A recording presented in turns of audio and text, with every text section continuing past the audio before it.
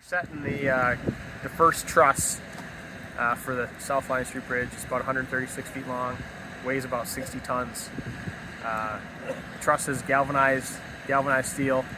There'll be a second truss that gets set to the left of this one, and then they'll place secondary steel in between the two of them and then pour a concrete deck. So this is the first step of many steps of setting the steel here today. But the contractor's Union Concrete, they brought in BVR Construction to help them set the truss, and just kind of watching this. It's a big day.